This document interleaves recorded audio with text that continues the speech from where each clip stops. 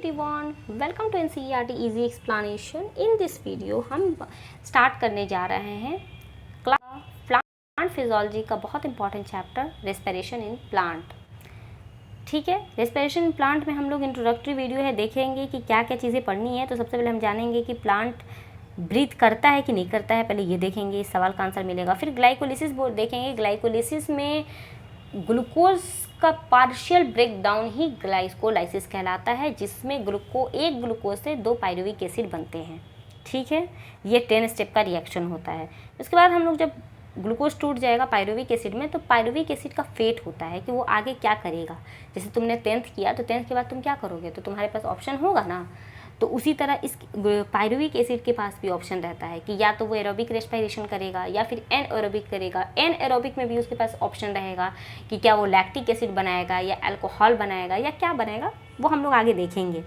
इसके बाद aerobic respiration अगर कर रहा है तो उसके स्टेप कौन कौन से हैं.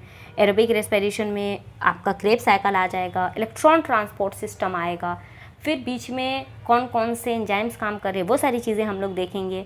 फिर रेस्पिरेटरी बैलेंस शीट देखेंगे. एम्फीबोलिक पाथवे यानी कि 2 तरह का पाथवे होता है ना, वो हम लोग देखेंगे. रेस्पिरेशन जो होता है जिसमें कैटाबोलिज्म भी होता है, एनाबोलिज्म भी होता है. लेकिन अभी तक हमको यही लग रहा था हम लोग को कि नहीं, रेस्पिरेशन है इसका मतलब कि वहाँ पे सिर्फ एनाबोलिज्म होगा, कैटाबोलिज्म तो होगा ही नहीं. या फिर कुछ को ये लगता है कि नहीं सिर्फ कैटाबोलिज्म होगा, एनाबोलिज्म नहीं होगा, क्योंकि वहाँ पे CO2 बन रहा है. ठीक है, तो वहाँ पे हम लोग देखेंगे ये जो मिसकॉन्सेप्शन इसको हम लोग हटाएंगे कि नहीं भाई, वहाँ पे दोनों चीज़ें होती हैं. एम्फीबोलिक पाथवे है, वहाँ पे एनाबोलिज्म भी होता है, कैटाबोलिज्म भी होता है.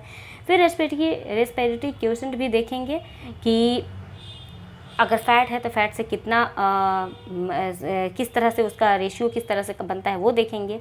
तो सबसे पहले हम लोग ये जानेंगे कि क्या प्लांट ब्रीथ करता है. तो ऑफकोर्स बच्चों, प्लांट में भी ब्रीदिंग होती है. ठीक है, वहाँ पे उसको भी ज़रूरत पड़ती है, प्लांट को भी ऑक्सीजन की, ताकि वो सर्वाइव कर सके, उसको भी चाहिए. ये वाला रिएक्शन आप एक बार देख लो कि जो ग्लूकोज है वो ऑक्सीजन लेता है तो CO2 एनर्जी वगैरह में कन्वर्ट होता है. तो एक एक करके हम लोग देखेंगे. मिलते हैं नेक्स्ट वीडियो.